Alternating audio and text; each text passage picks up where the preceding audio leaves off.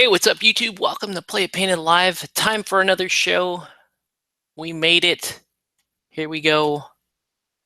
Always lately a little more difficult to get these shows up and running, but we are here and we are gonna see what we can see tonight. Okay, so let me get you guys caught up on what we did last time, and we'll talk about tonight's project. And then, yeah, we'll just take it from there. We'll see how long we paint. Been a very slow kind of painting shtick for me. Very busy in real life. Lots of stuff going on at work.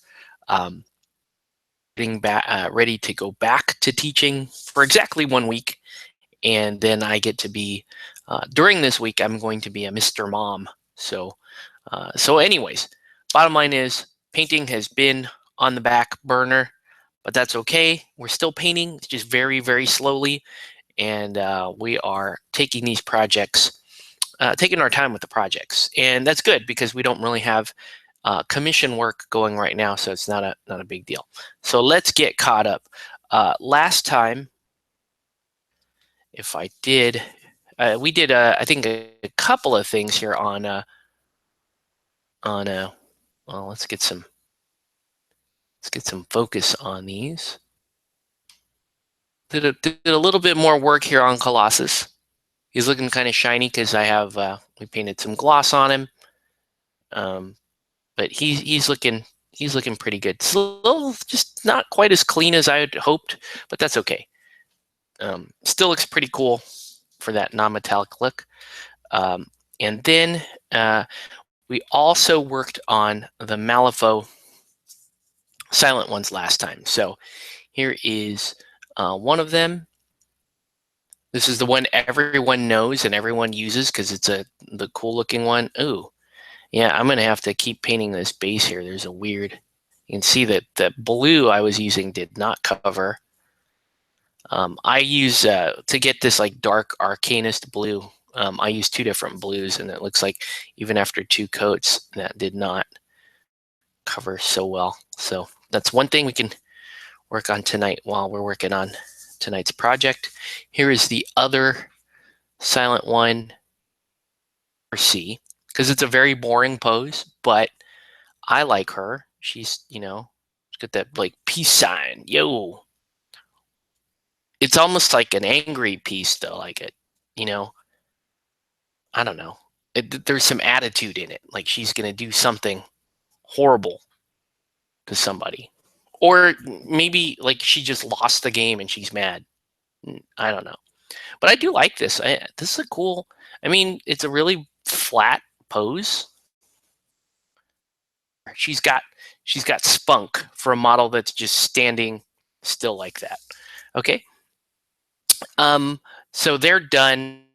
I was kind of working on this the other night. Looks a little washed out on camera here. But yeah, I did start a little bit of this rogue here. Pretty cool. Hey, what's up, Canvas? She's looking pretty cool. And I do want to finish painting her. But I don't know, not really feeling rogue tonight. Love the pose. Finish painting the X-Men and I'll just throw them up on eBay or whatever.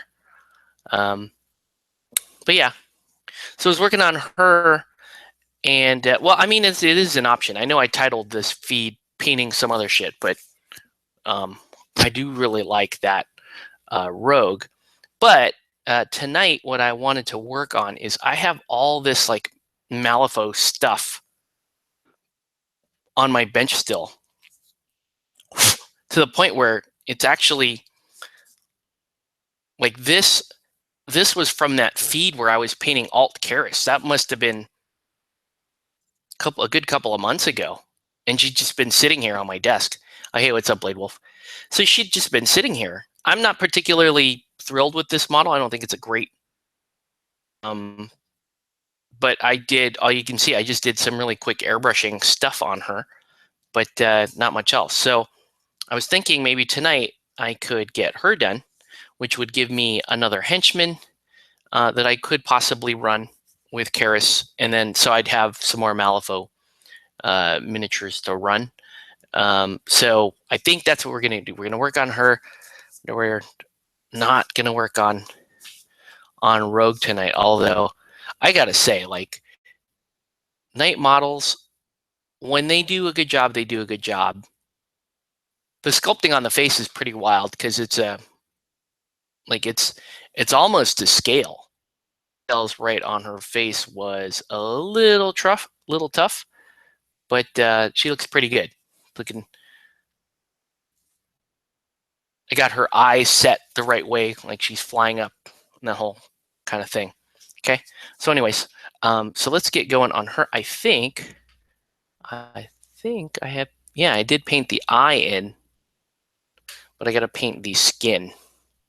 So that looks like that's the next task, is to paint the skin. So we're gonna look at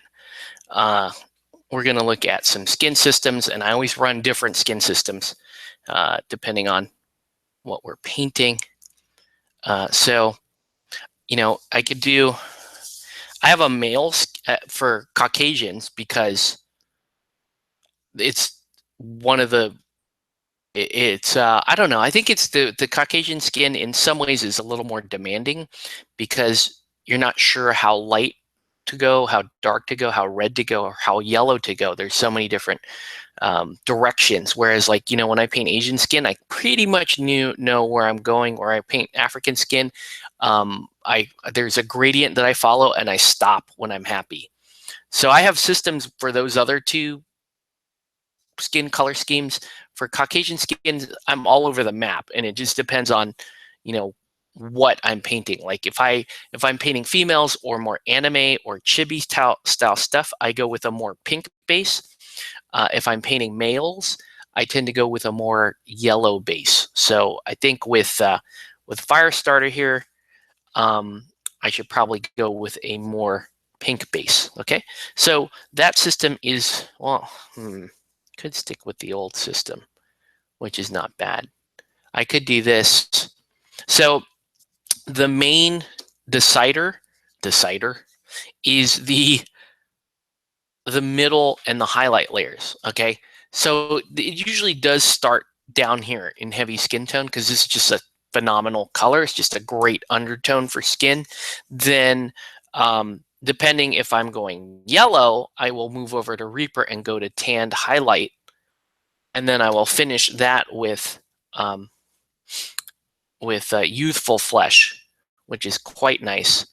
Or I veer off and I do a little bit of this cadmium skin before moving on to light flesh. That's the super light skin. So Firestarter here, she's probably not that light. Probably done some work in some of the arcanist minds. She's been around fire, obviously. So delicate rose, if that's what, you know, if you understand what I'm getting at here. So I think what we're gonna do I think what we're gonna do is we're gonna go with more of the male style yellowish skin, so heavy skin tone, tan highlight, and youthful flesh. But we'll see. If I could also drop that in the middle just to give it a little pink. Anyways, let's start with the heavy skin tone and then figure it out from there. Okay, so if you guys have any suggestions, if you think I should go more pink or more yellow with the color scheme, let me know, and I'll take it under consideration. Okay, so yeah, this model has been sitting on my desk for at least a month. I want to say it's been 2 months. I'll have to go back and find that painting Malifaux alt Karis stream that I did and see how far back that goes. I did at one point paint some of this, at least this skin base coat in, but but I guess I wasn't looking at it right now. It didn't look so hot. And with the amount of fire on this model, I want that skin to be at least evident that it's skin and not something else. Okay. It's a pretty simple model. There's not... What is that? I mean, she wouldn't have bare hands, right? She kind of reminds me of the Supreme Being. 2 months, it's practically newborn as far as minis on my desk go. Yeah, it's sad. This mini has been on my desk for me, that's like a death sentence to be sitting on here. The only model that's older that's been sitting on here is this lady right here, and she is essentially, her whole deal is she's my skin tester, right? So when I'm working on different skin color schemes, I work on her skin. I just paint it, and then I see if that scheme works. She actually is looking pretty cool.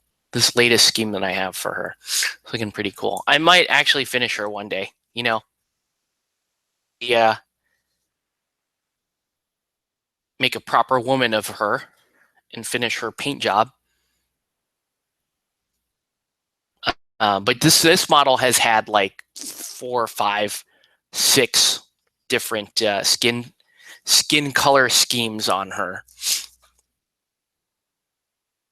That's just how, like, I experiment with these flesh tones until I get something that and I'm going to continue to do it until I get something that I consider to be foolproof.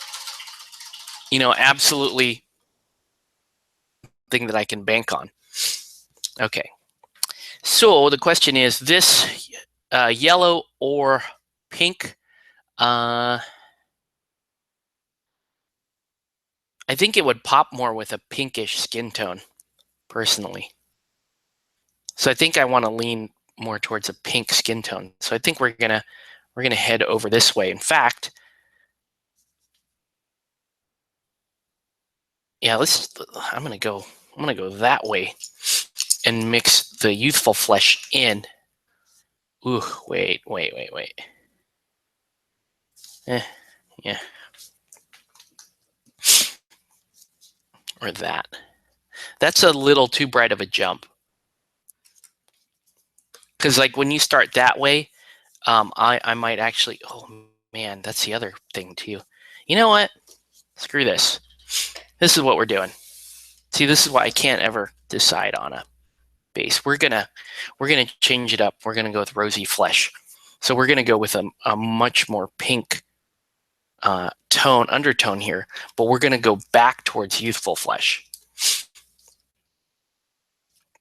Am I just making this shit up as I go? Absolutely. It's exactly what I'm doing, guys. This is how I paint. I don't know if you've caught on to that simple fact yet, but I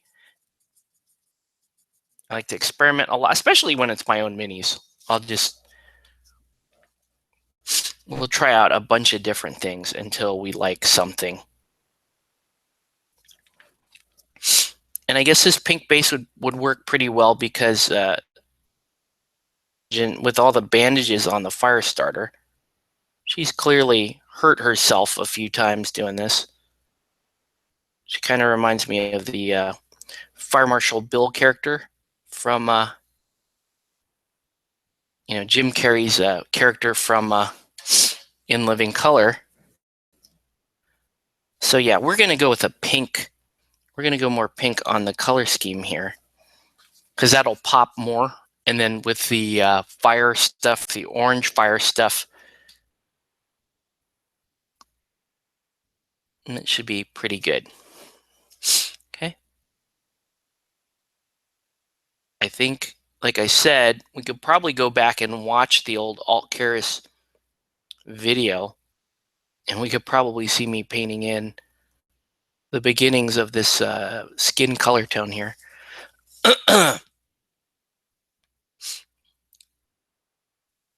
So this model is going to have a lot of, if I follow the studio art, it's a lot of blue greens and that kind of stuff. Let me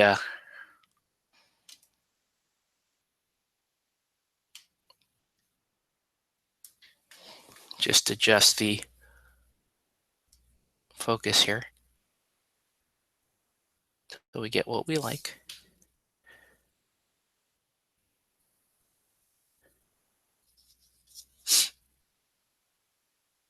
Yeah, a lot of blue greens, some blacks, some colors for the bandages, and maybe some browns. Nothing too big. Okay. And now we can start to mix this youthful flesh into that rosy skin tone to get us a lighter tone.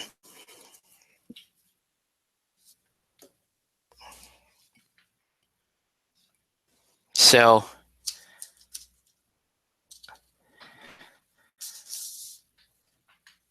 yeah, work has been quite busy lately, and home life has also been very, very busy. So hasn't left me much room for painting. Also, the 2 auctions that I had up last on eBay didn't sell. I didn't really push them that hard, but they didn't sell. So I know for a fact I can sell my Guild Ball Alchemist team if I really wanted to. But frankly, I don't really have a need to do that at this point. I'm going to enjoy the team for a little bit, and then when I'm needing more room in my miniatures bag, at that point, I'll put the team back up on eBay. And then I'll probably, I had a high opening bid for it. That's the main reason why that didn't sell. It had a really high opening bid, bucks. But I know I can make 200 plus $250 lower. I set it high because I wasn't sure I wasn't sure that I was ready to get rid of a full Alchemist roster so soon after painting it. So I was like, well, we'll put it in high. If it makes that amount of money, then I'm not sad to see it go. But if no one bids on it, then that's a sign that I should keep the team for a minute, play a couple games with it, and then put it back for sale. Especially with kids going off on summer break, I should be able to sell that no problem. As for the Labyrinth game, the main drawback there is this idea that people would have to pay to ship a big board game, right? So, just to get the 5 painted pieces. I actually got a lot of DMs on the side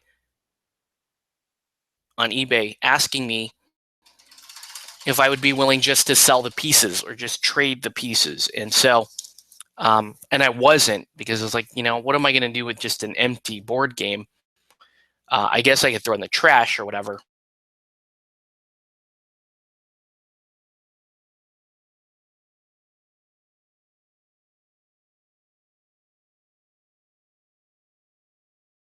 But here, that's some weird hiccup there.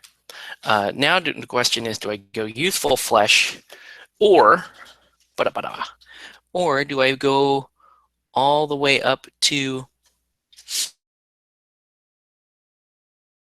like a super, super light skin, like a Vallejo light skin? That is the question. I think youthful flesh is about as high as I want to go. I mean, I have, let's see other.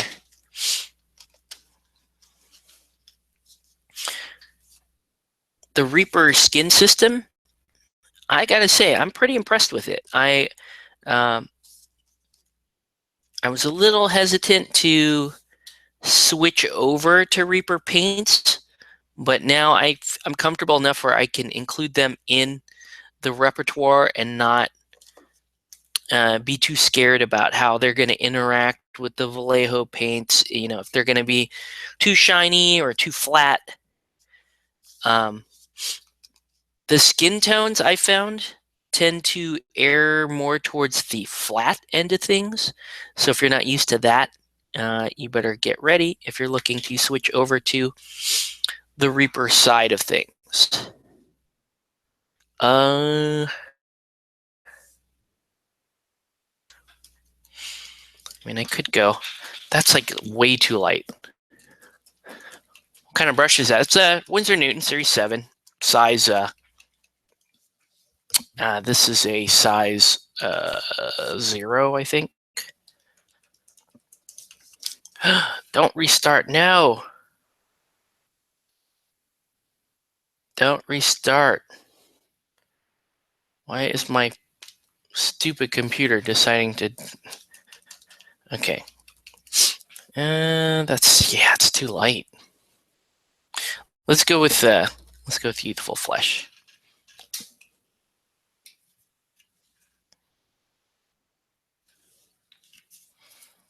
It's just going to be a little bit.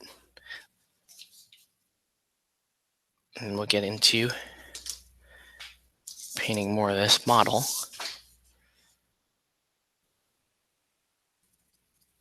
It's a nice brush. I mean, I kind of beat it up.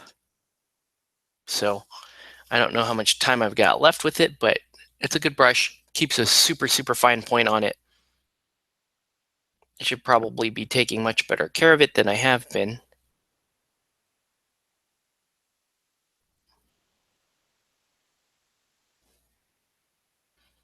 We're just going to highlight top layers only.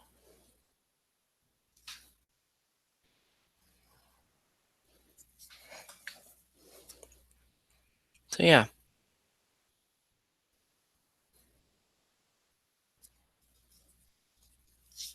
But yeah, things have been busy. And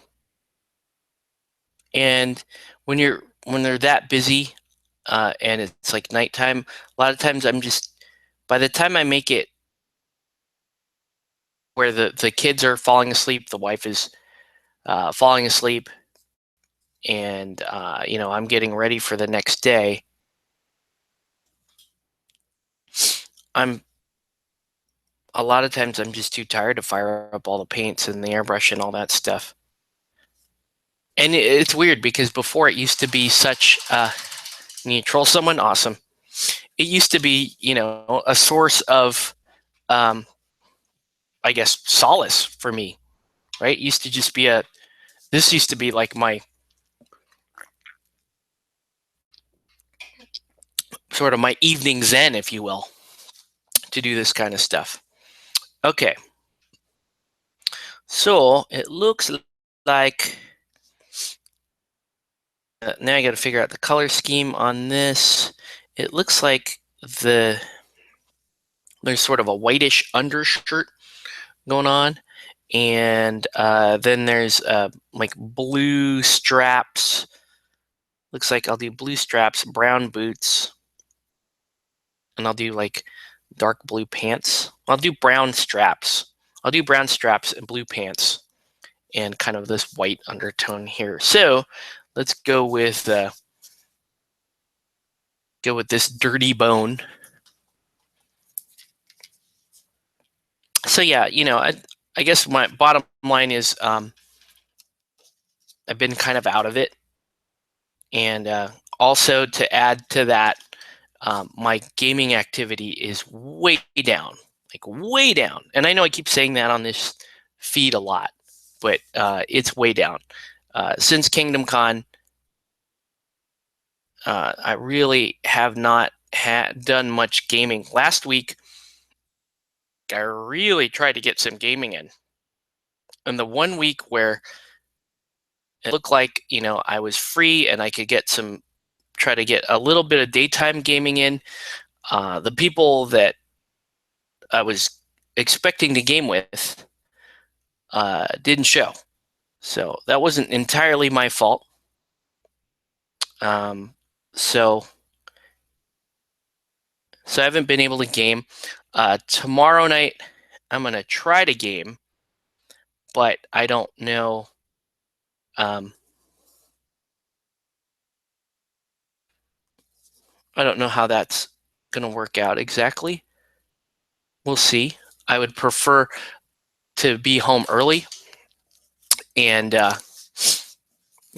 it's tough because the main person that I do miniature games with, he drives a very very far distance to come and game with me, and so it's like whenever we can meet up and game, I have to just try to make that work. Like uh, I have to honor that. Um, and most of the time, he's me. It's like if I tell him, okay, well, I can't game on Tuesdays anymore. I can only game on Thursdays, and then I can't game on every Thursday. It might be every other Thursday. There's stuff like that.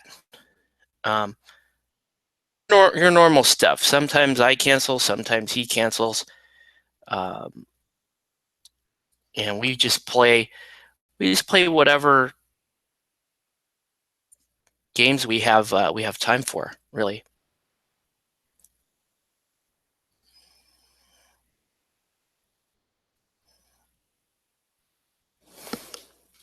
I'm trying to find other games to get into, even though my number one now is Guild Ball. Yeah, I mean, Malifaux is a good one because it has an established community. San Diego has its own community. LA has its community. There's not much going on in Orange County, but I'll play it. I play Malifaux once in a while. It is a big bandwidth game, so that's one of the main issues I have with Malifaux. Is it's what I like about the game, and it's also what I don't like about the game. I like that it's very expansive. It has a mature model range, and it's got an established community. It's got meta. It's got all that other stuff. It's got the rules are pretty deep and intricate. So as a main game, Malifaux's good. It fits right in there with, it's going to compete with your War Machines and your Infinities and those level games where you have this wide dearth of models to choose from. You have an established meta and organized play, but it's a very difficult game to slot. Like if you're ball, and for me, it's pretty difficult to be playing Guild Ball Malifaux regularly, because Guild Ball is a little easier because if you keep up on the season rules and there's not that many new models each season to get caught up on, that's fine. Malifaux has been around for such a long time now that getting caught up is a lot harder. And then if you wanted to play it casually, then it's such a main game that you really have to find the right people to play it casually with, if that makes any sense. Okay, let's get some color on this model, but while we do that, I want to get some more night blue on those stupid bases, the Silent One bases, because it's driving me kind of nuts. I'm worried too, because if I can't load these into my car tomorrow, that's going to be an issue. I need to be able to put at least one of these Silent Ones. If we're going to, because I'm pretty sure we're going to play Malifaux tomorrow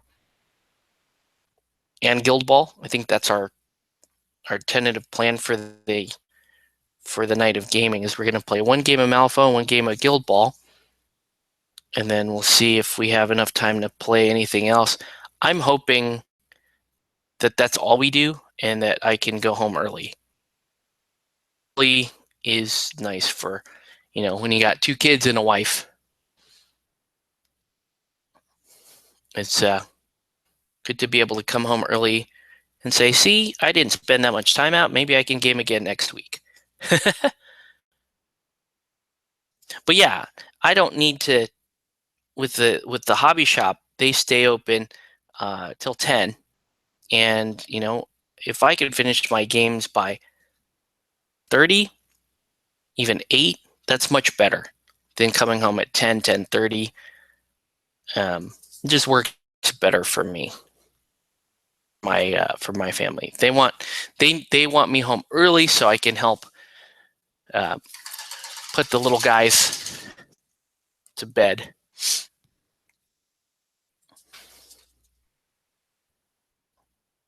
So yeah, I just went heavy night blue here. Yeah, there's a group at Addie's that plays Malifaux. Yeah. Addie's has the henchmen, and they have their own groups and all that kind of stuff. Just one thing I would be mindful of is that Malifaux these days, in a public setting, is every bit as established as War Machine and Infinity. And if you're familiar with War Machine, Infinity, X-Wing, Age of Sigmar, any of those games that have established communities, when you're going to play in those established communities, they're going to be, they can get quite competitive, especially my understanding that San Diego Malifaux crowd. Now, hopefully I'm wrong or liking, because, when I first started playing Guild Ball, I was looking, I did want to play it more competitively. I did want to have a slightly more competitive group. Didn't pan out that way because, we had that issue that you get when you're starting up a new game, and you have essentially you have some folks that want to be competitive, some folks that don't want to be competitive. Oh shoot. Is that? I wonder if that even gonna cover. Yeah, let's do it. Hey, what's up, Placebo Pete? The San Diego guys play competitively. And I would think too, if it was to come back to Orange County, it would probably be it. There'd probably be a competitive group built around it.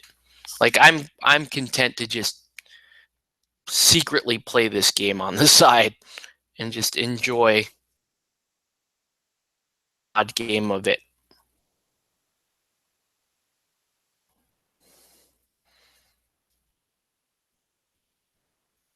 I do appreciate that it has the henchman hardcore format a bit, because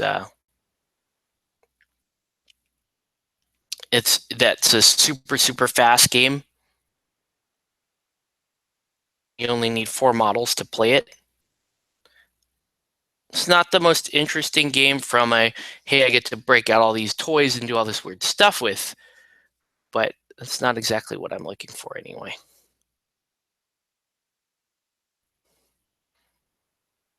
Okay. So right now, we're just going to paint. We're going to paint these sort of leggings here blue.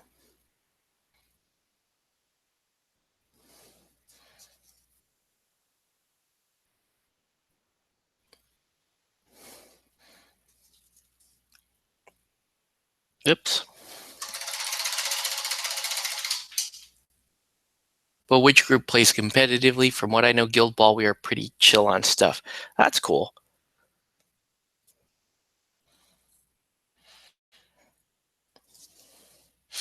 Yeah, Guild Ball, you got to toe a line because it is a precise game.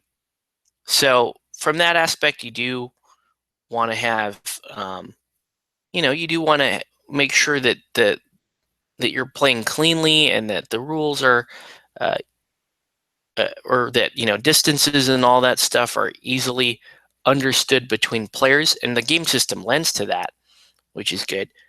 Um,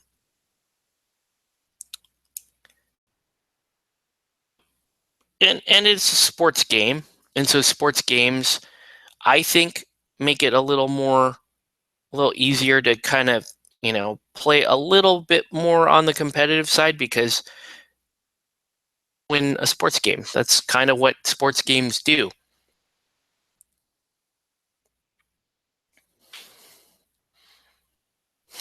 Talked to Corey at KC, and he said he stopped playing Guild Ball because nobody wanted to play as morticians.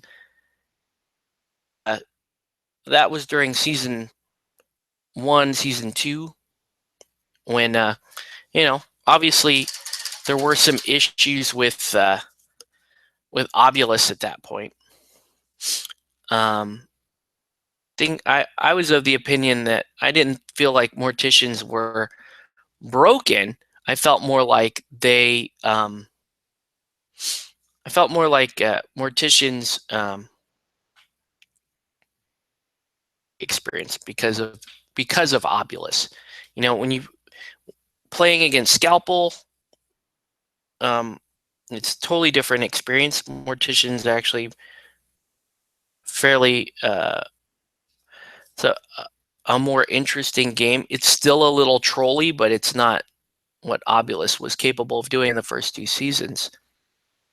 It's too bad that he stopped playing, because if he were playing this season, I think there wouldn't be nearly as many people upset about seeing Obulus on the other side of the pitch. The Mortician's popularity has gone down significantly.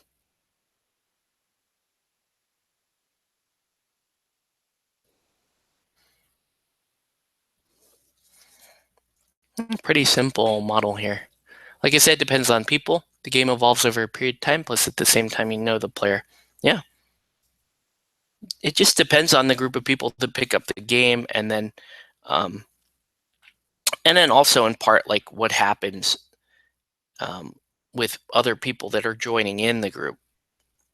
In the case of Orange County, we had a lot of interest early on. We had a lot of people that wanted to learn how to play Guild Ball, and I showed a lot of people how to play. But the group got poisoned pretty quickly because they were hoping to play a more, because their main game was Infinity, so they were hoping to play a more casual game. And the people that were more hardcore about Guild Ball, more competitive game, they wanted to quote unquote play the full game, and so because the expectations were different, that killed Guild Ball, at least in my store, very quickly. Like, we were up and running for a good 3-4 weeks. We had events planned, and then a few weeks in, players are starting to get frustrated at their games. They're starting to complain about competitive players who can do one-turn scores and all that kind of stuff. Then it becomes an issue.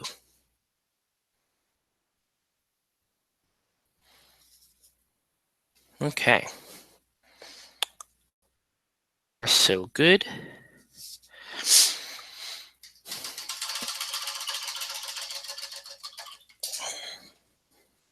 Let's get some brown on the model. Let me take a sip. My throat's a bit dry. The game evolves over a period of time.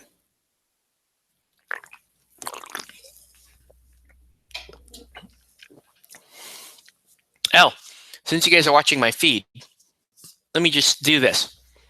Okay, so I have a Guild Ball Paint and Play Day coming up on the 28th. That's during Memorial Day weekend. So if you're available on the Sunday, come down and with us, or you can play a game of Guild Ball. whatever, very casual event. But I wanted to let you guys know that I am putting together for that event, and I think I might be tempted into giving away this. So this is a limited edition Theron. It's like youthful Theron, I think they call him. Theron Youth or whatever. So I might give him away to anybody who's participating in any sort of Guild Ball related activity that day, whether it be painting Guild Ball models or playing Guild Ball. I think what I'll do is I'll just put everybody's name on a list. We'll roll a dice. It gets it. We'll do that. Cool. Okay. Let's get some brown on the models. Okay. Now we'll just do, yeah. I'm wondering, maybe the strap should be black. I mean, maybe I should. The brown's not bad. The brown's not terrible. But maybe I should go with a lighter brown so I can shade it up or down. All right, so we're going to go with a light brown.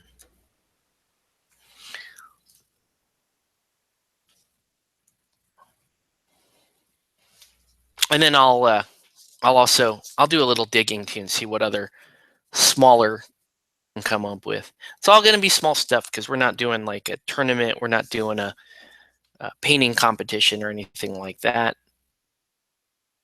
I understand that the event itself sounds confusing. Essentially, what happened was asking me for, like, hey, do you want to run an event?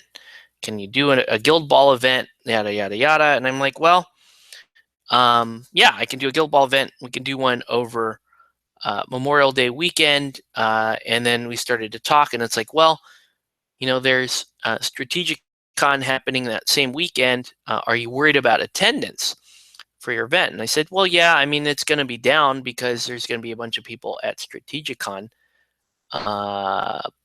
So, if you wanted to do something that's going to bring more people to this store, then I would suggest a paint day. So that's what I told them. They came back and said, well, no, we still want the Guild Ball event. And while you're at it, why don't you do a paint day too? So it's like, but that's a lot of gear and a lot of stuff for one person to deal with. Like, I'm terrified that I'll be in the middle of painting or teaching somebody how to paint, and then like 3 people will show up and I want to learn how to play Guild Ball. Or the opposite. I start a demo of Guild Ball, and then some, aspiring painters walk in and like, hey, can you, let me stop my demo so that I can prime this. And before you know it, I'm like overthinking my event here. So yeah, that's how that happened. So it's like, well, why don't we just do a dual event? And I tried to talk him out of it. I'm like, look, that's a lot of stuff. Like for one person to do, that's potentially a lot of thing for me to do. And they're like, well, let me think about it. And they're like, man, just go ahead and do the dual event. And I don't know. I mean, I have fun. I love the store. But I'm a little frustrated by that. It would have been nicer if I could have just turned it into either a paint day or a Guild Ball day. Frankly, if, not a lot of people show up, then fine. It's okay. It's just like me loading the car is a nightmare.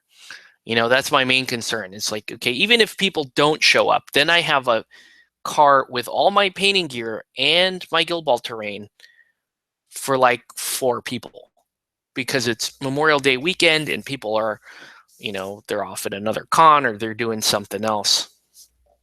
Man, whatever, right? It's not that big a deal. I'm just me random bitching. You know the drill. Um, yeah. So we'll see how it goes. But whatever. Come down, hang out, and hopefully you win something kind of cool. But even then, even if not, it'll be a fun day because I'm fully expecting this to be a pretty laid back day. I'm just worried about the 3-4 o'clock in the afternoon, and like some lady shows up with like 5 kids and like, can you teach these 3 how to paint and teach these 2 how to play guild ball? That's what I'm worried about. And they're all like 7 years old. And if it's paint day, that's not a big deal because there's so many people painting that's like, okay, here, let's sit down. I'll prime a bunch of stuff for you. And then you guys can sit down and paint and figure it out. And I can be up and packed at a decent time so that my wife doesn't kill me.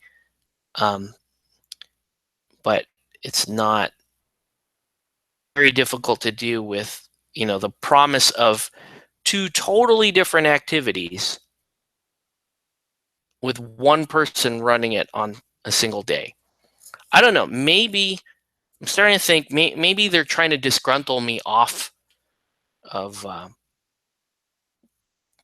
one activity or the other. I don't know. Whatever. I'm hoping it's not that big a deal. It's just a massive pain to try to coordinate for 2, for a paint day and a game day at the same time.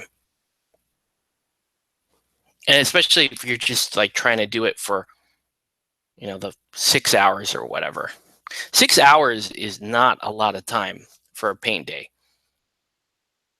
People just sort of wander in and, I've never done this before. Show me how to paint things. And, it's a lot of hand holding, but it's fun. I love it. I absolutely love teaching people how to paint.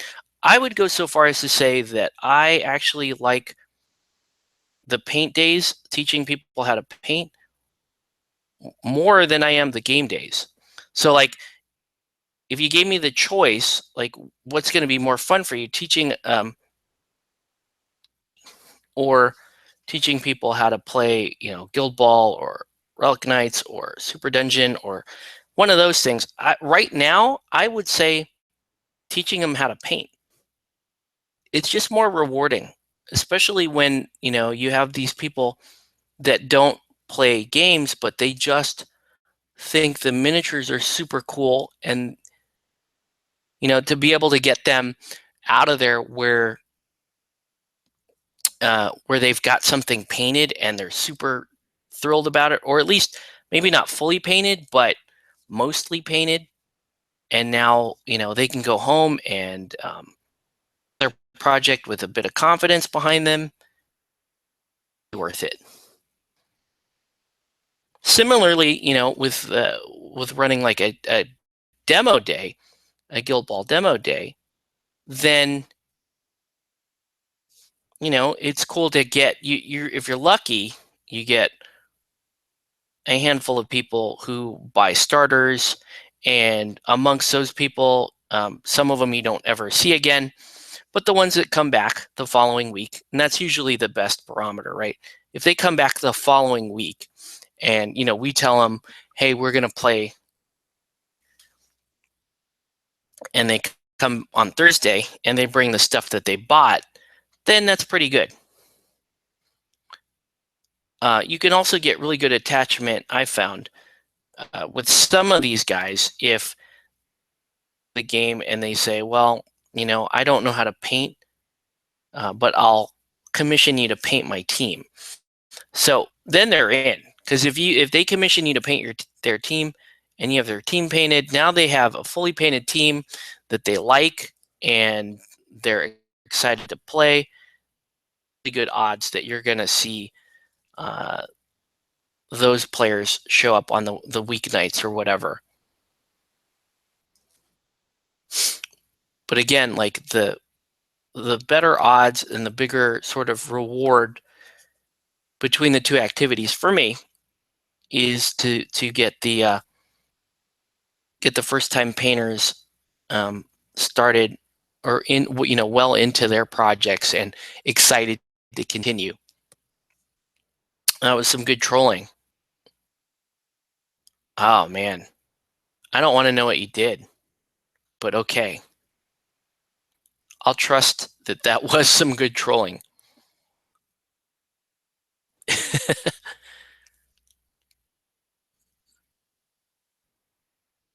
I don't understand, regarding the whole trolling thing.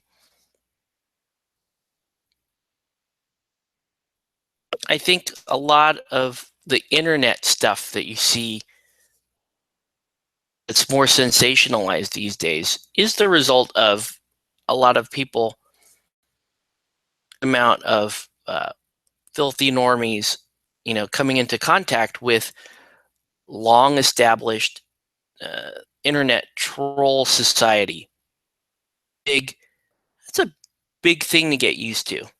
You know, we have to, we internet veterans bear in mind that idea, like, hey, when we were when we were new to the internet, um, we weren't so thick-skinned, we weren't so hardened, and so when trolling happened early on in the internet, a lot more of us and a lot of us sitting here were susceptible to trolling. I know I'm still, I would say today, I'm still fairly easily trolled. Like, people could still make me angry quickly on the internet, despite the fact that, I've been on the internet since there was an internet. And the very, very first big trolley thing that happened to me was, the endless res kill that you'd get jumping into Diablo, like a Diablo game with a troll. It used to be the flat earthers who got really fired up, but damn man, those anti-vaxxers get pissed when you poke them. Yeah, too much, but there's some ideologies and that I don't understand. But yeah. People, it's, and you want to know the really weird thing about it. People that I once considered to be, very open-minded, um, they consider themselves to be progressive thinkers, like, hey, we're all about new ideas and including people and all this other stuff. I'm starting to see type of closed-minded, um, the closed-minded, sanctimonious sort of religious intolerance that we're used to seeing from, like, the older generation of people, the more, we'll just call them, for lack of a, I don't want to use a more common term, but I'll just call them Victorians, sort of cling to Victorian uh, ideals and Victorian attitudes about society. Those used to be the hardcore people because, they stood against individual freedom and individual choice. And so, the old guys, the people my age, the Xers that were a little more, that were a little bit more on the fringe, we used to be the ones to go after them because they were the authoritarians. They were the ones that were against individual. Fast forward to today, a lot of the people that we were on the same side of ideologically have gotten to this point where that practice the authoritarianism and shut down open discussion and don't want to entertain alternative. They're the ones that are like, because the idea is, let's call you this, and once that label is stuck on you, then you can no longer make valid contributions to any sort of exchange of ideas. That's a significant issue, and it used to be an issue mainly on the we'll call them the hyper religious right. Religious right. They would, if you were like in the 80s, for example, and I was just watching a video about this the other day. In the 80s, D&D was a big thing. I loved playing AD&D. And we grew up in a time where they would tell us, oh, you play D&D. Well, that's the religious right would tell you, well, that's inviting Satanism. Don't you know this kid and this kid and this kid killed themselves over it? What is the matter with you? Yada, yada, yada, right? No, that was a thing, right? And that's what they used to say. And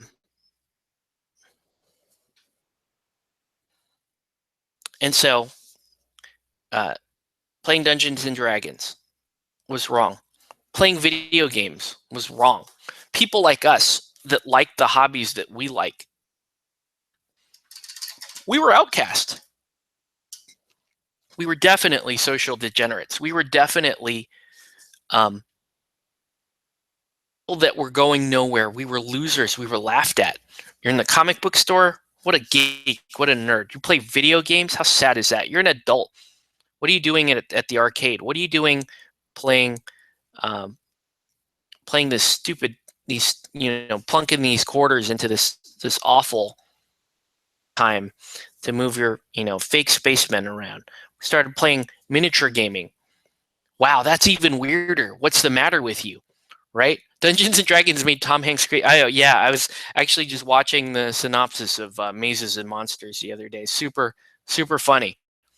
Okay, so anyways, growing up, all of those activities were taboo and spurned by mainstream society that was largely driven from a social conservative religious right standpoint, right? Fast forward to today, and if you were a person that back in those days had enough of that shit, dealing with that, right, now you got to deal with it from the religious left. How sickening is that? The very people that were on your side, that were there for the individual rights and freedoms of people, now they're the ones. Well, you read comic books, well, those are racist. That's misogynist. You like this video game? Well, the problem is you and your, you shouldn't play that video game. Let's get it banned. Let's not let people enjoy this or that. And you're like, really? Like that? If you are in the same age generation that I am, consider this for a second. You were both an outcast. You were an outcast, and you had to fight for the silliest, most mundane hobbies, such as this. You had to fight the religious right growing up. Now you have to fight the religious left. And yes, they're religious people. I don't care whatever. If they I don't follow Jesus or whatever. That's not limited to that. You are being religious. You believe that without fact, that this is this way and this is this way, and you believe that you have moral authority over other people to tell them what they can and cannot like, what they can and cannot buy. You, sir, are religious. You're religious. It's the same thing. It's the same thing. And when you try to explain that to people, that they're just as big a sheep as the right-wingers what to do in the 80s and the early 90s, that it's the same thing. It's the same damn story, but coming from the left now. Think about it. Yeah, reminds me of the Right to Censor group in WWF, right? Think about this. Like, music came out in the 80s and the 90s. There were government hearings over it, over trying to ban rap music. There was Tipper Gore. It's a hardcore left Democrat. Al Gore's wife trying to get Two Live Crew banned in the 80s. Like, so when people tell me, oh, well, you watch, I don't care. You watch anything and then, well, all Republicans are this and all Democrats are this. Bit argument, no matter what side of that argument you're on, that's not even the valid argument as far as I'm concerned. Like, it's not about that, because both sides practice this stupid thing where it's like, well, if I can prove that I'm morally superior to you, to do. And that's exactly what's going on. Oh, this is for your safety, right? I heard that. I heard that in the 80s and the 90s. This is for your soul. We're fighting for your salvation. And then today we hear we're fighting for your identity, for your self-esteem. No, you're not. You're not interested in me any more than you are just interested in being able to control me. That's all it is. That's all it is. So, anyways. See, I go off on these things. This is what happens. You watch this show, man, it's just terrible. But think about that for a minute. It's the same idea with this large portion of the population believes that they're in the moral right. I don't mean right or left like ideology, but morally, like they have a moral high ground. They assert that moral high ground, and then they use that to control greater society.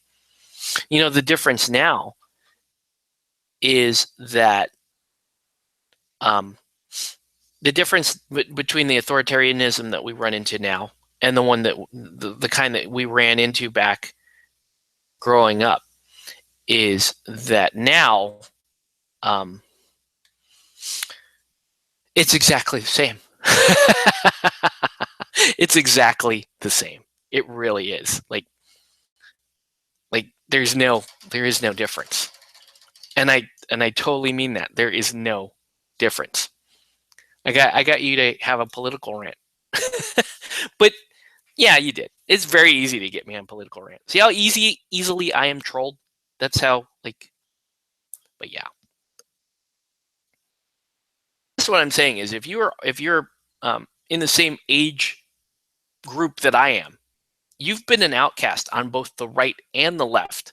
You've been an outcast for liking your hobby, whether that be this or comic books or D&D, sci-fi movies. You have been equally hated by the right first and then the left. It's the same thing. And they're still, the end of the day, they still try to mess with your personal choices and freedoms. And it's always a majority consensus, and it's under the guise of something that seems so benign, right? Just to be safe and inclusive to everybody. I'm like, well, hey, man, I've been a minority my entire life, and I'm not just talking about skin color. Like, we've been in the minority opinion.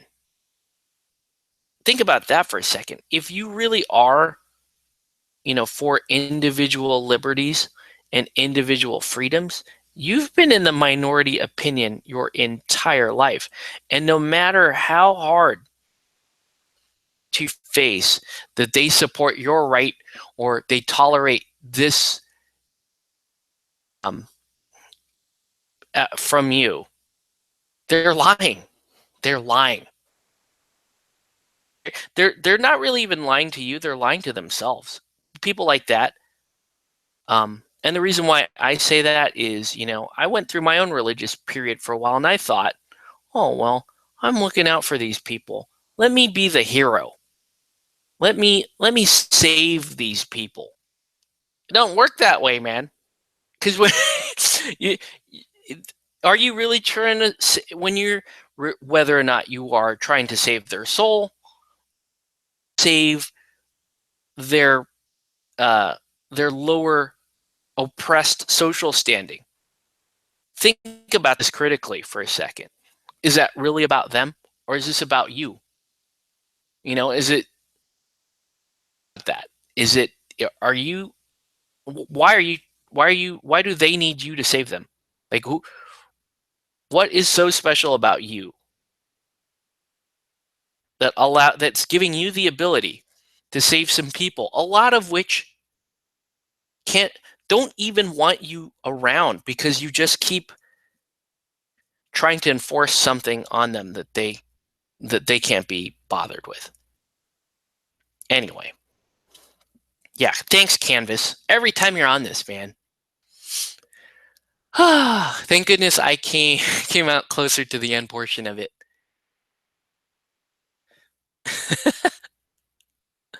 But it's, yeah, it to me it's very interesting, and it's very hobby related to think that this stupid, well, I'm not going to call it stupid, but ultimately trifling, right? There's nothing, this is one of the most insignificant things you could be doing right now, is just taking a little piece of plastic and, slapping some paint on it, flipping some cards and calling that a game. Like, how can people have an issue with that? You've been doing this, if you're like me, you've been doing this for over half your life. And there are people out there just more than willing to judge you for it. More than willing to tell you, how bad you are, whether or not you're going to hell or you're going to misogynist hell or something like that. Imagine that for a second. Like, that's the extent of what's going on. You have, I mean, at this point, they might as well, they're already out there holding up signs. I don't know. I don't understand what this whole idea behind, getting into these subcultures and these fandoms, and then just shredding them apart. All hate each other, judge each other. When, if you were to look at these communities springing up, during the well, all the way back to like the early 70s, like there was a kinship. Like, if you're, I remember in the early 80s, living in Connecticut, which was at the time very, very socially conservative portion of the country. I was friends with, we were the only Asians in town. We were friends with the black kids. There were two of them in our school. And then we were also, we were friends with a Jewish kid, an Irish kid, no, Irish twins. And so we were kind of like the outcast, man. Like, that's what we did. But you know what kind of united me and my small group of friends back in those days? Comic books, right? I'll give you a perfect example. And it's just totally relevant. Like, back in those days, no one really cared to know about other cultures. They didn't, no one, it wasn't hip to try to go out and learn about other cultures. Other cultures were weird and foreign and strange. And, you look at Asian people like, wow, are they going to come eat my dog? Stuff like that. So nobody was really into it. Nobody really understood in Asian culture, for example. Then you have but what would unite you and somebody else would be, one of those kids, one of those white kids in Connecticut would be like, oh man, I read Power Man and Iron Fist. And Iron Fist is really cool, and you got me into kind of kung fu, and I watched a little. And I hate to just be totally stereotypical here, but I don't care. But I started watching the Bruce Lee stuff. This is actually true, by the way. It's like, yeah, I didn't really know anything, but I watched some Bruce Lee stuff. I read Iron Fist. Thought it was really cool. The character of Iron Fist was interesting because it was, he he introduced us to a lot of Asian concepts, including Doctor Strange too, like this whole mysticism, Eastern mysticism, and it's kind of, in a lot of ways, it helped the youth of that time open up their eyes to other cultures around them, where their parents were more, uh, socially conservative and disinterested, or maybe even fearful of stuff like that. Fast forward to today. Fast forward to today, where you know, we're I have fond memories of something like Iron Fist, um, and then they make a series of it, and then you have all these. You have the younger kids coming up and going, "Oh, well, you shouldn't watch Iron Fist. That's totally racist. He needs to be Asian, and we're tired of this fetishization of Asian culture." You know, just like Doctor Strange. Like, how dare these white characters be really into Asian stuff like that? They're culturally appropriating stuff like that, and you're like, what? I mean, that was kind of like what got people of my generation to open their eyes to kind of stuff like that. So when they got a little older, then it made sense. But no, instead, it's bad. It's a bad thing now. Like look at Blazing Saddles, a racially sensitive movie, one of my favorite, funniest movies of all time. The Last Dragon, Barry Gordy. Cultural appropriation. There's one of the most memorable scenes in that movie is Bruce Leroy, basically a black man that has adopted Asian philosophy and culture and martial arts, goes to find the master, being guarded by these three Asian guys that are more like, that are more stereotypical, b-boy black street culture. And so you have, dumb it down, you have a black man acting Asian, you have Asians acting black. And it's good though.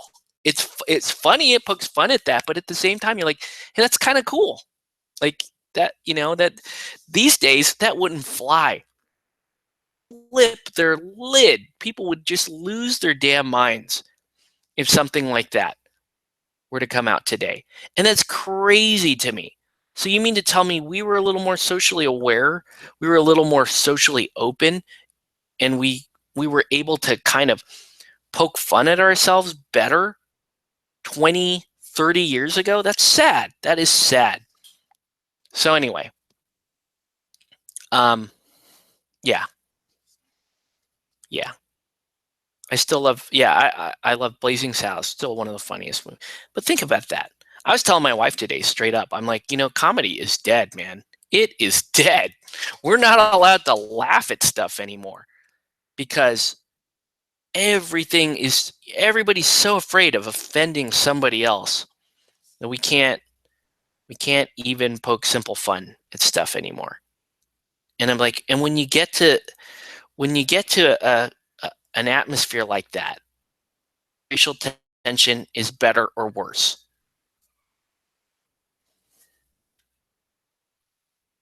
Nice timing on the sirens there in the background.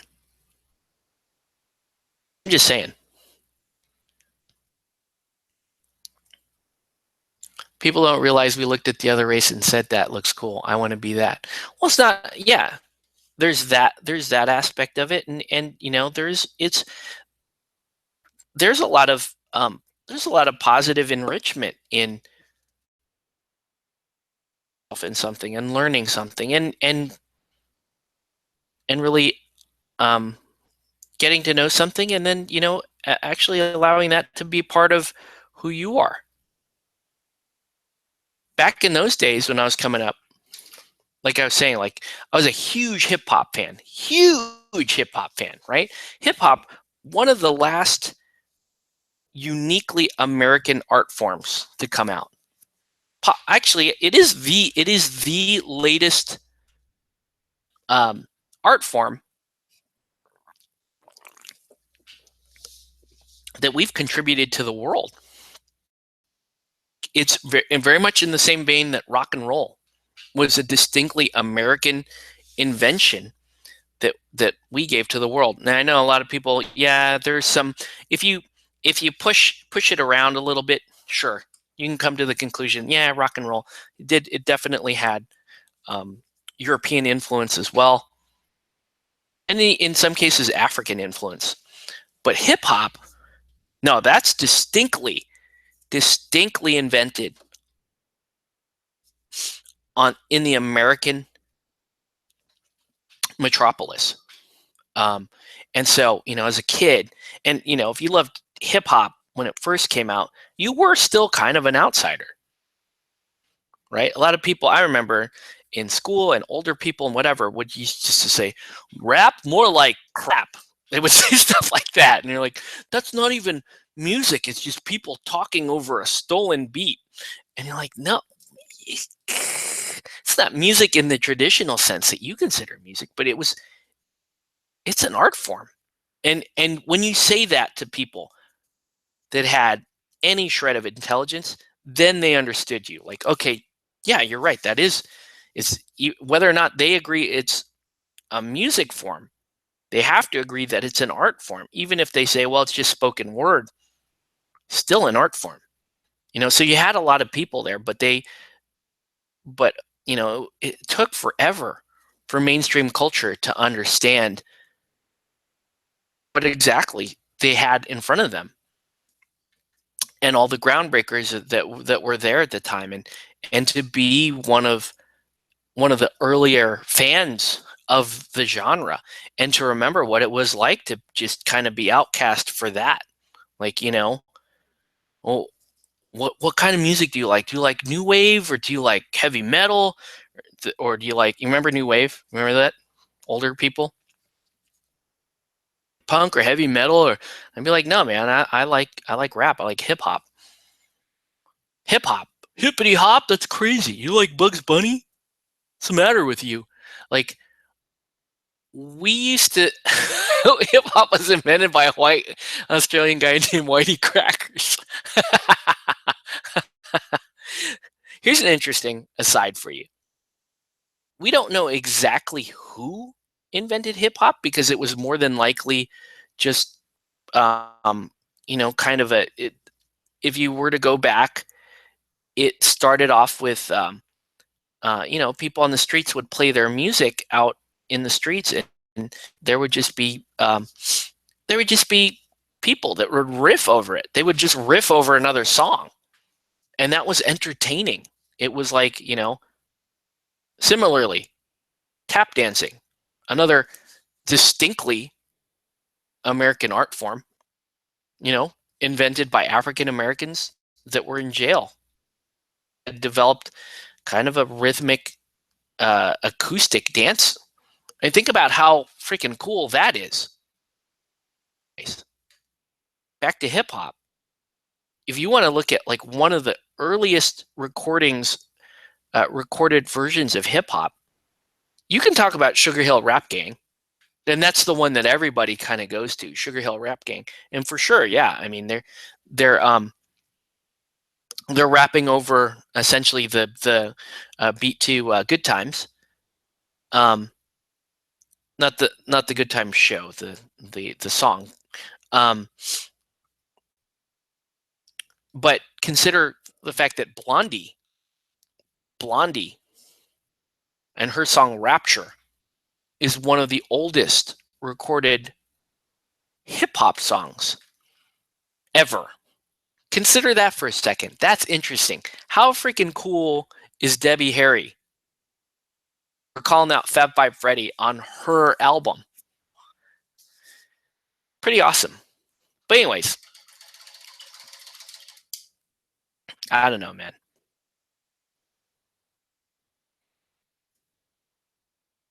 I'm bragging that I've always been on the outside of shit the whole time. But I don't know. It's always felt that way. The stuff that I like, or that I really liked, was always kind of just left of center, was always just kind of on the outside looking in.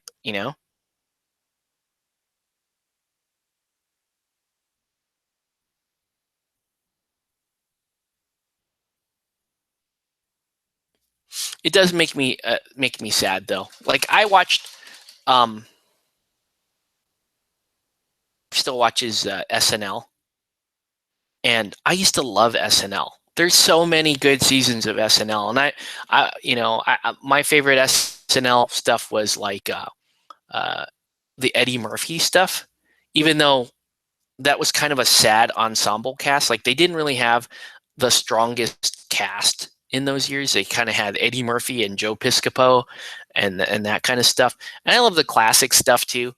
But I mean, when you look at that and then you get into like really strong seasons of SNL, when they had they also had stronger ensemble casts like the Mike Myers, Chris Farley, Phil Hartman days, and those casts were super strong. The Will Ferrell days, super super funny.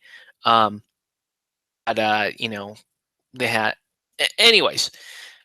If you notice now, like those were all, they had some good casts and some less than good casts.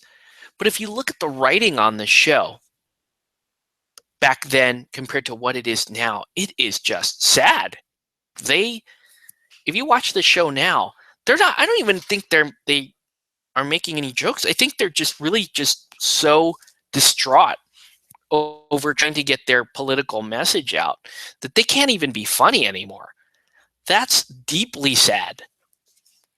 By the way, I like moving super fast. I haven't been explaining any of what I'm doing here, so we're just gonna roll with it, people. Anyway, um, yeah, I don't know. I can't even watch SNL anymore because it's not funny. It's not funny anymore. Jim Jeffries, I used to love him.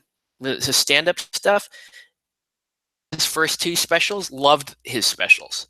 One of my favorite comedians. My wife loved him too. And then we watched his last one, and it was just like a whole, like, dude, it was just like a whole political commercial. It couldn't, and it's not funny. It's not funny anymore. So I don't know. My I was asking my wife honestly. I'm like, who's left? Who can we laugh at now? I like the Chappelle specials.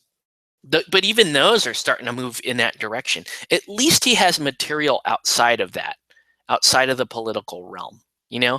At least, and that's so sad that that's the bar today. It's like if you can actually tell a joke that doesn't reference a political leaning and be funny. You can't. Oh, I loved In Living Color. That was a super funny show. I loved it. Loved In Living Color. I loved all the Damon Wayans characters. Uh, Jim Carrey, it took a little while for him to grow on me. I thought he was kind of funny early on, and then he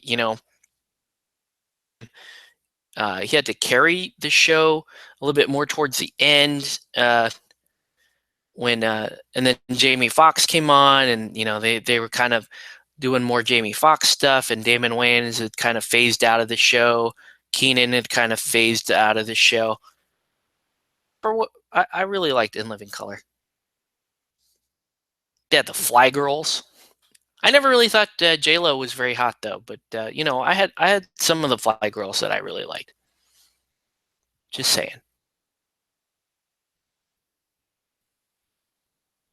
But yeah, it's sad. Like, can't we just, entertainment is just really, really kind of sad right now. It's a sad state of affairs for mainstream entertainment. And I don't even get me started on what's the whole comic book universe and all of the stupid controversies that are going on around Marvel Comics in particular. I don't even really want to get into that. There's like 50 YouTube channels that are talking about it right now. My friend and I at work, we get into movie discussions a lot. We were talking about, apparently there's another, they're working on another Predator movie. Flat out told him, I'm like, you can't do Predator anymore. You can't do Predator. is not a franchise that you can properly do in this day and age. Hollywood really wants to do is just rehash a bunch of franchises. And here's the truth of it. Hollywood just does not give a shit whether or not we go to the movies. When I say we, I'm talking about Americans. Believe it or not, Hollywood does not give a shit whether or not Americans go watch movies in the theaters. You want to know why? Because Americans, by and large, stopped watching movies in the theaters a while ago. It became too expensive. It became too expensive for adults. So then they came up with all these PG-13 horror movies, which I think is an absolute travesty. And I hate the very concept of a PG-13 horror movie. You know what I mean? That's like a PG-13 horror movie is the non-alcoholic beer. It is the O'Douls of cinema. And they spam the crap out of PG-13 horror movies because the only people who have the time or money to go to movies in the US anyways, younger kids, the teens and tweens, and they have to watch more palatable content. But here's the deal. Like I was saying, Hollywood, if we go to the movies, right? Hollywood will just burn a franchise to the ground. Oh, let's just do another Transformers movie. We'll do another Paranormal Activity movie.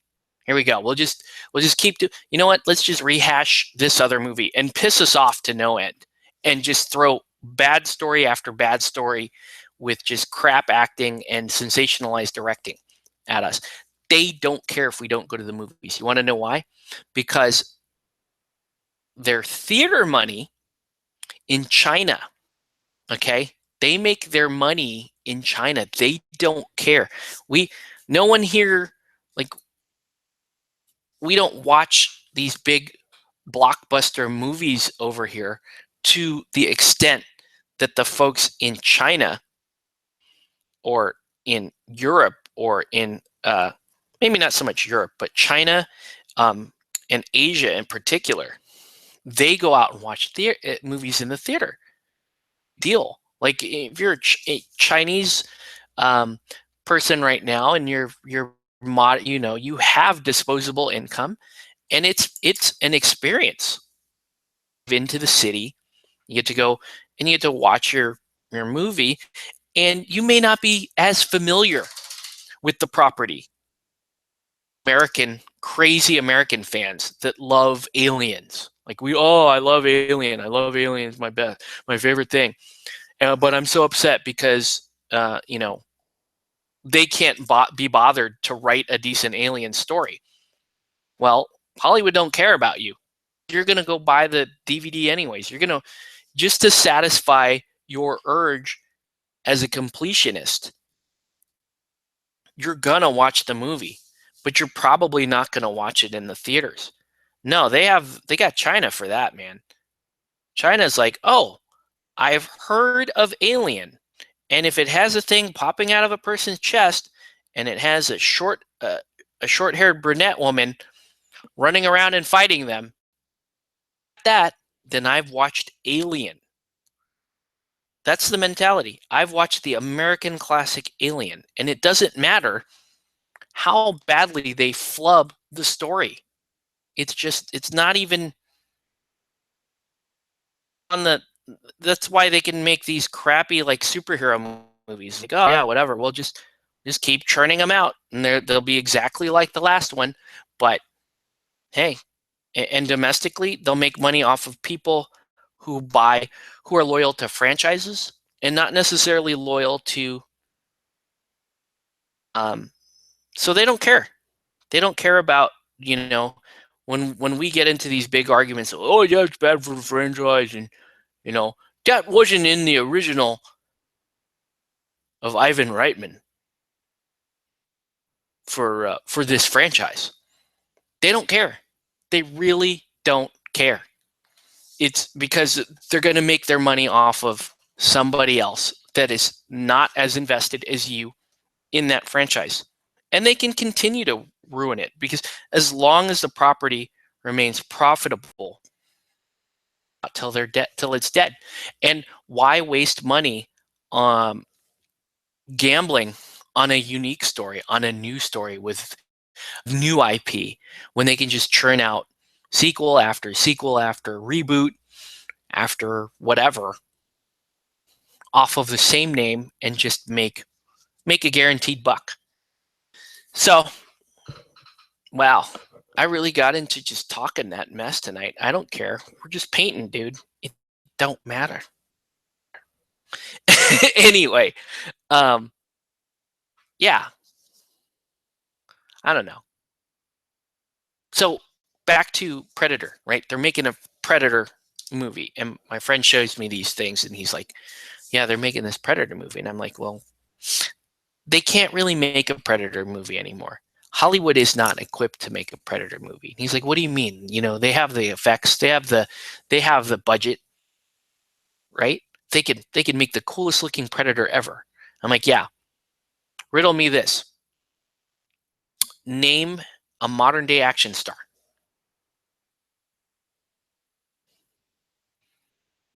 And we thought about it for a while, and we're like, "Well, okay, let's see, who do we got here? Modern day action star. The Rock. Okay, yeah, The Rock is one. Okay, yeah. Jason Statham. That's another one. I don't know. Jason Momoa. Oh yeah. Okay, Jason Momoa. Let's just take those three for now. So The Rock, yeah, The Rock is a big box office draw, but he's a family. He's more family focused in his career. They're not going to throw. You're not going to see The Rock in some hardcore gory action flick. Terry, hey, I would watch Predator movie with Terry Crews. Actually, I will watch anything with Terry Crews. Essentially, I love Terry Crews. President Camacho is awesome. Anyway, so The Rock, he's kind of out, right? Jason Statham, he's more of a, he's an action hero for sure, but he's more of like the rogue agent. He's got to drive a car. He's got to have a suit on. Vin Diesel's another one. Yeah, that's a good one. But Vin Diesel has kind of proven with the Riddick stuff, the latest Riddick stuff, that it's getting harder and harder to make him marketable and profitable. And the Fast and the Furious franchise is over. Here's what I'm getting at. Essentially, here's what I'm getting at. Predator is unique in that the Predator franchise does not depend on the Predator to be successful. Okay, you know what makes a good Predator movie successful? And this is a something you almost never hear me say. It's actually the hero. And it's a unique in that sense. It's typically, if you're looking at a James Bond or a Batman movie, you know what those characters are. You know who they are. What makes those movies are the villains. If you're looking at Predator, we're talking about a gladiatorial contest of champions. And what made Predator so damn good when it came out was the fact that you had Arnold Schwarzenegger just at the end of the movie, after the Predator had just murdered all these badass dudes. Like, the Predator took Jesse the Body down. It killed Carl Weathers. Okay, everybody kills Carl Weathers eventually, but still, like, the Predator had killed Carl Weathers, Bill Duke, and killed the dope, like, Native American guy that, like, drew the dagger across his chest. He's like, oh, and, like, Hollywood doesn't even think that way anymore. Writers don't even consider this idea that this is a contest of champions and that predators ultimately are hunting for the best of the best on planet Earth. And if they get to do a one-on-one duel with a freaking Schwarzenegger who's going to set traps and cover himself in mud and just like light a fire and yell like a primitive prehistoric dude, you know what the modern day hipster douchebag writers are going to say? Oh, that's toxic masculinity. We can't put that in our movie. It's not what we want to portray. And therefore, you can't make a Predator movie today. can't, because people are just losers and they can't figure out basic concepts like that. You're not going to have, like, in order to have work today, you have to have a box office draw certified badass, right? Momoa, he could be that. Momoa could be that guy. He was but he's proved that he can't really carry a movie. Like, Conan didn't do well, and it's not all his fault. But here's another movie that they can't write, that Hollywood can't write, because they don't understand, and that sort of primal, just total, swole dude, masculine, buff guy, fight guy, sword guy that is Conan. They can't, he has to be, and he's gotta go chase the girls at the end and tell them that he misses them. Like, they can't figure, they don't understand. They don't understand how to make, like, think about Schwarzenegger's for a minute, right? Think about Conan. Not like Schwarzenegger, his most iconic roles had more than 100 words in a movie. Okay? They don't, like, Hollywood, they can't think that way anymore. They can't. They can't be bothered to write a hero that way anymore. They don't even really know what heroes are anymore. They're so busy playing identity politics and reskinning. Here's the other thing. My wife, self-identified feminist, my wife, even she's complaining. Like, I'm sick and tired. Like, these movies are coming out, and oh, look, all female cast for this movie, and she's like, why do I need to watch The Hangover again when all they've done is just swap genitalia? Like, can't they just make a story that's for women? And I was like, and I just kind of looked over and I'm like, word. I mean, I'm glad I'm not the only person that finds that completely demeaning when they do stupid crap like that. Like, do you not, let's go about, like, do you not get that movie's not even for you? They just, I mean, it is ultimately for you, but it's for people dumber than you, whose life is based on some weird identitarian aspect that central to, like, man, I can't even finish the sentence. So who am I to talk? But you know what I mean? That's kind of what I'm getting at. They worried about the, do we have enough color in the film? Do we have enough diversity? Is there enough that that they can't even do basic things like make a believable character? And they can't, the other thing about Hollywood is they can't even make character interactions that make sense. Am I the only person that thinks that? Like, if I went back and watched, I'm sorry guys, I'm gonna beat up on Star Wars a little bit because I always do. But I went back and I watched, what's it called, Episode 7, and I'm like, oh yeah, Finn and Poe Dameron, these guys are like best pals. They like have a bond. They're such good friends, and I'm like, really? Because, like, when did they really bond? There was, they got into the Millennium Falcon, and Finn shot a TIE fighter down. And it was, it was almost like that bro code that, like, two dads in a Chuck E. Cheese have. You're playing skee ball, and this has happened to me because I'm a dad in a Chuck E. Cheese. But, you're playing skee ball, and you just hit this crazy shot. You hit the 100, and the dad next to you is, like, pumped, and you're like, did you see that? Did you see that? It's like some shit like that. Like, are we best friends all of a sudden? Is that dad going to come lay down his life for me? Oh. But then think about the journey and compare that to A New Hope, right? Compare that to Luke and Han didn't like each other. Luke is a spoiled little brat. They're talking trash about each other the entire time. They make it to the Death Star. They find Leia, who talks trash about them both. Then they literally fall in trash. They almost die together. And you're like, okay, these people are they're gonna bond over that shit, right? They at least are interacting with each other. There's the classic, forming, storming, and norming part of forming a group. Meanwhile, you're watching these interactions on episode 7, and it's like, oh, I'm friends with Rey, and I held her hand, and we ran, and there were explosions. Like, that's not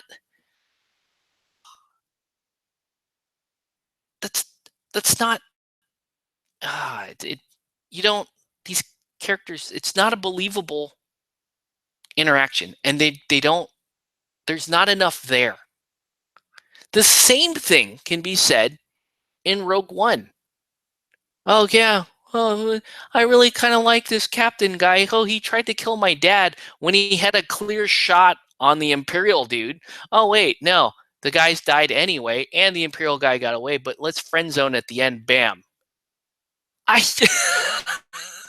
If I'm oversimplifying it, it's my fault. But you see what I'm saying? Like it's like they can't even be bothered to weave a relationship together between two characters, whether it be a sexual relationship or a platonic relationship or whatever. It's like they don't even understand what it means to like bond with another person. Do they not?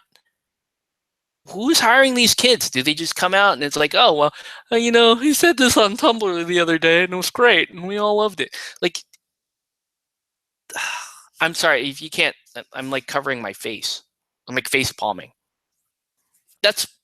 I have a major issue with that in movies. Now, if you were to watch like a crappy example, but even if you were to watch like Judd Apatow movies, one of my favorite, if you're going to talk about character relationship building, I Love You Man is hilarious because it's essentially a romantic comedy between Paul Rudd and Jason Segel, but they're actually the couple. The same romantic comedy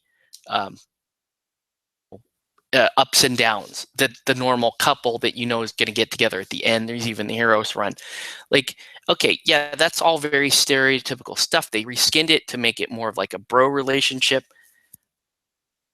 He understands how to put characters together and make them interact and then make you believe that these characters are invested in one another. And you don't see that. And I'm sorry to pick on Star Wars. I know, Tori. I'm sorry, dude. But I'm just saying, like, they can't weave a basic relationship together because it's almost like they've never seen one. Like they don't understand what goes into one. If you think you can do better in improving this, make a movie. I know. That's kind of my dream. If I ever, if I make $1 billion, I'm gonna make a movie. I haven't decided which movie I want to make because I want to make a G.I. Joe movie. I would love to make a G.I. Joe movie, or there's so many like bad movies that I wish I could remake. Or there's even movies that apparently have really good director's cuts that the studios refuse to let them launch. And there are movies that everybody far and wide basically considers to be bad movies. You watch them behind the scenes and you find out what the studio has done to these movies. You're like, man, that seems like the director's original vision would have made a great movie. It's too bad that they won't let that director release the movie he wanted to release. I don't know.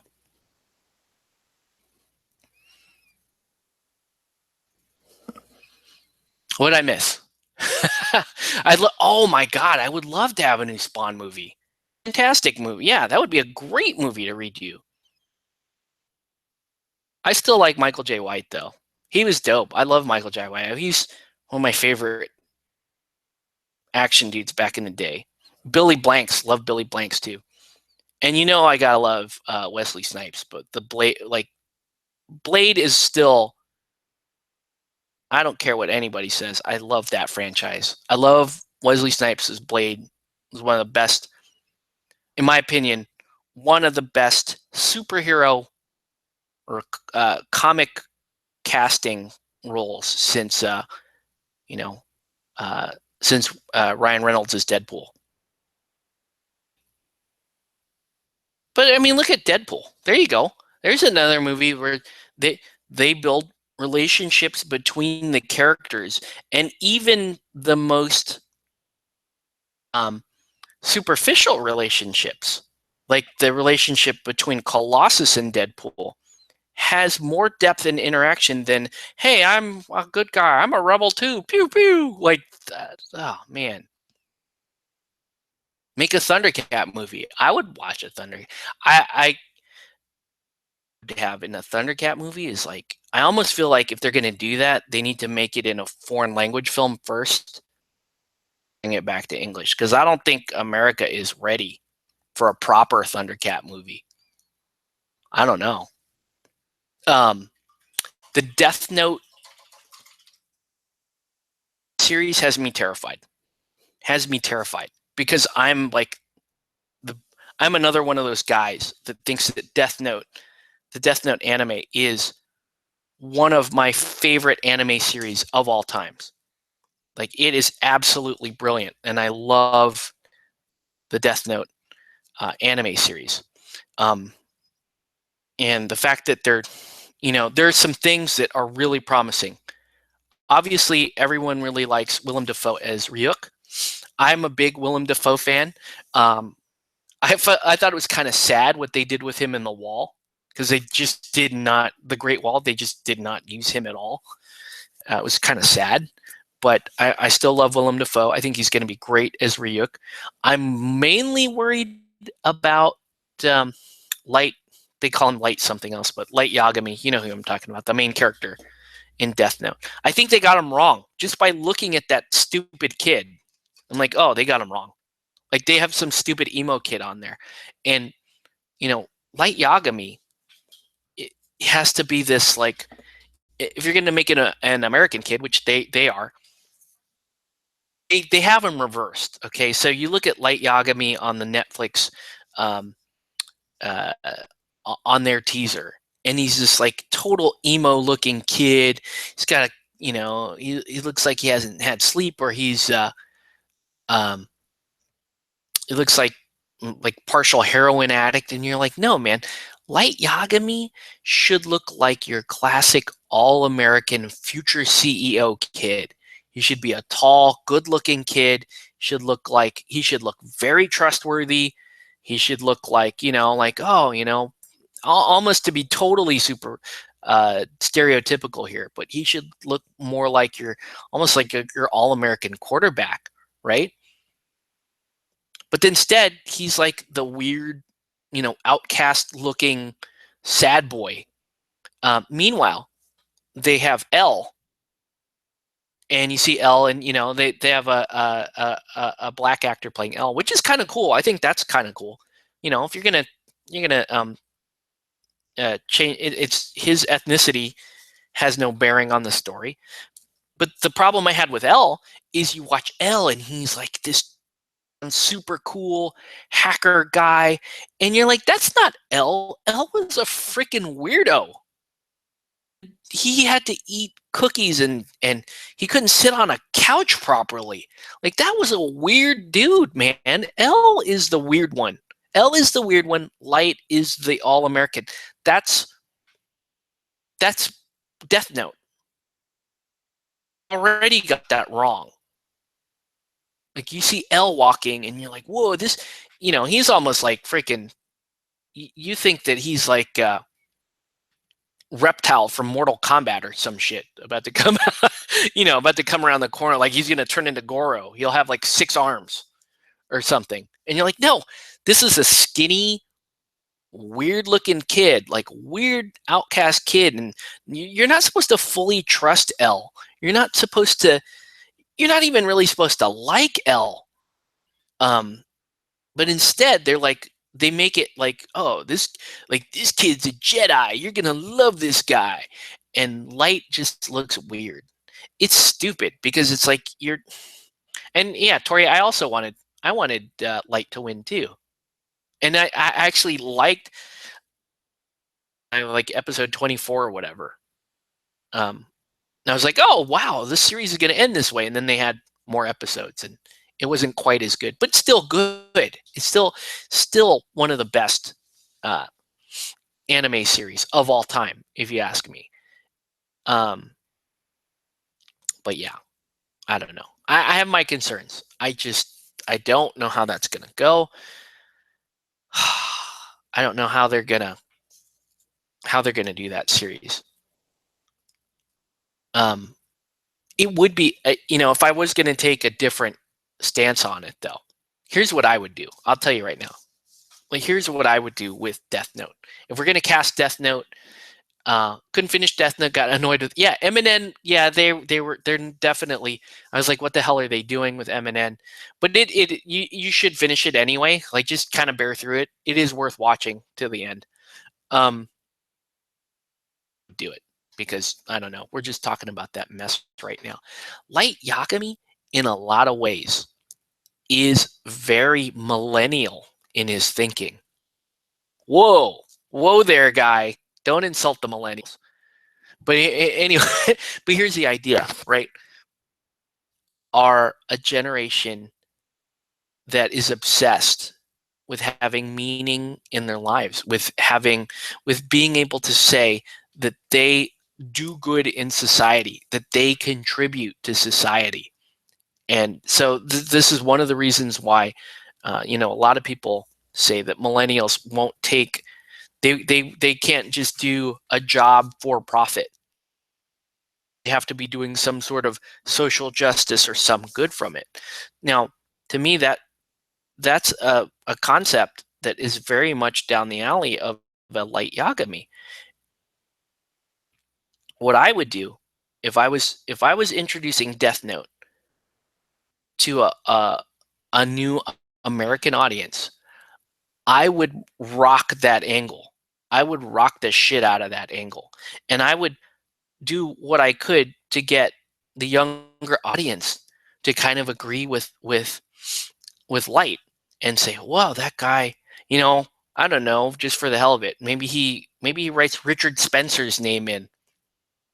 The first name he writes in there, Richard Spencer, and Richard Spencer dies, and oh my God, maybe he should write Trump's name in there, and you just really get some buzz around that, like, oh wow, he killed Light Yagami, put the corrupt police chief's name in there, and then he put these known fascists' name in there, people on his side, like really get the younger audience into that, and then just take them down this path of understanding what the entire problem is with Light Yagami and his approach and why he is not the hero in the story.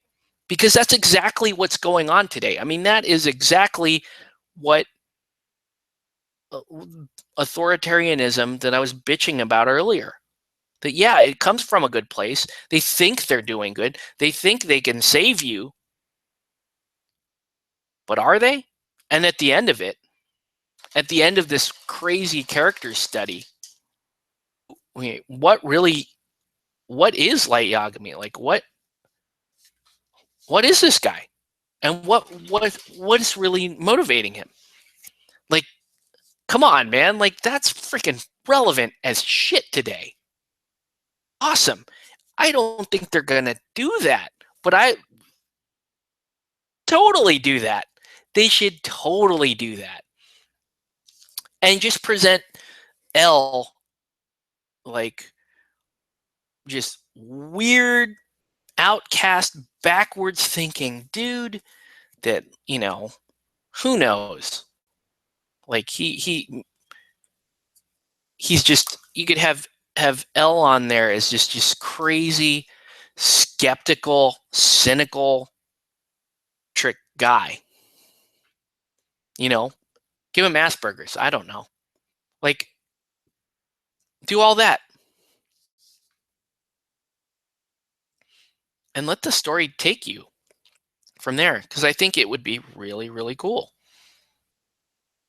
So, anyways, what do you think? Like, that's my hope, because you can take a story like Death Note and make it culturally relevant to today. You could totally do that. I just doubt they will. I have no idea where they're going to go with that. Ah, man. So, anyways, what do you think, Firestarter? Looking pretty good? I think so. I mean, she's not. I had my doubts about this miniature. The face is still kind of weird. Let me. Let's get. I'm gonna put a shade on the boots here, and then I'll zoom in. Yeah, they're making a live action JoJo. We're getting another season of Berserk, which just it's so painful, but I can't not watch it. I can't not watch Berserk. I'm too loyal to Berserk that I will sit through and watch what they're doing with Berserk and cry and die a little on the inside every single time.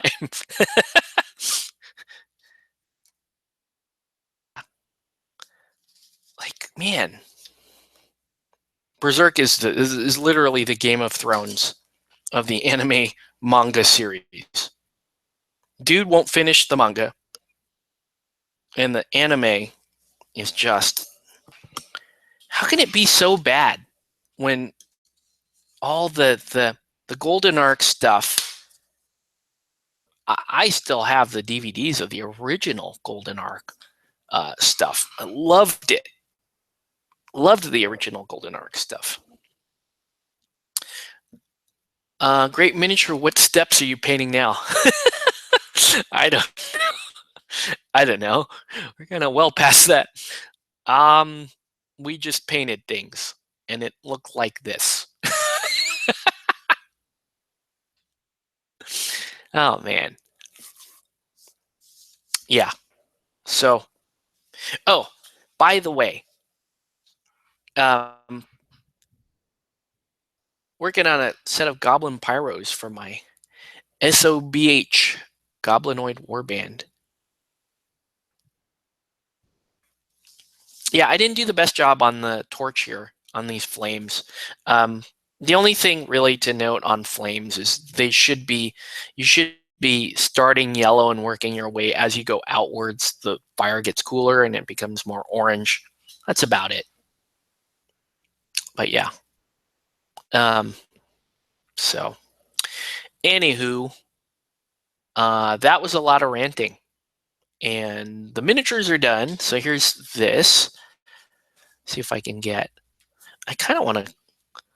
Maybe we can close up here. Oh.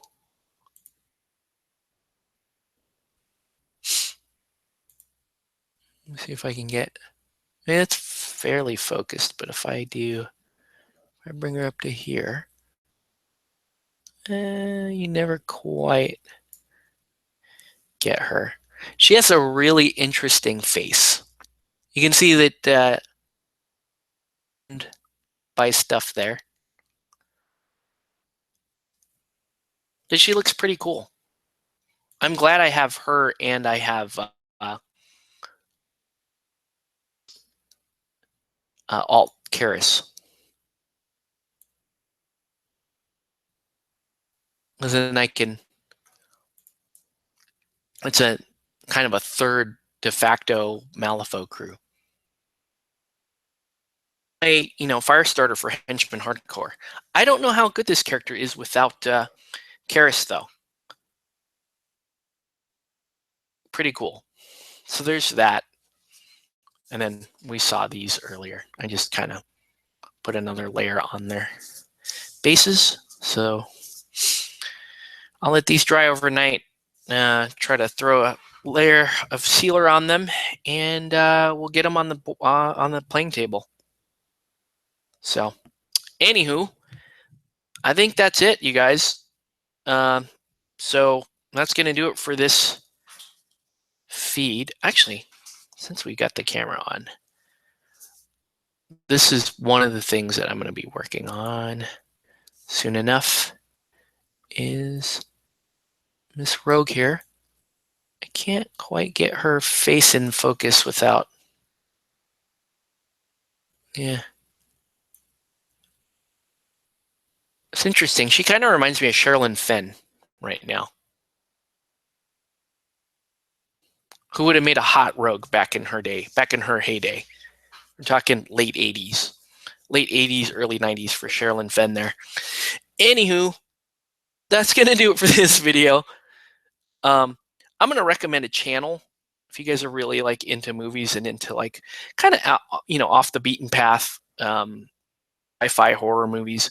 Check out Good Bad Flicks. It's like my favorite channel right now. I've been watching the crap out of that channel because it really, it will take movies that everyone considers to be fairly bad and present some actually interesting arguments as to why they might actually be very good movies. So anyway, that's going to do for this video. I want to thank everybody for watching. Have a good night, guys, and we'll see you on the next one.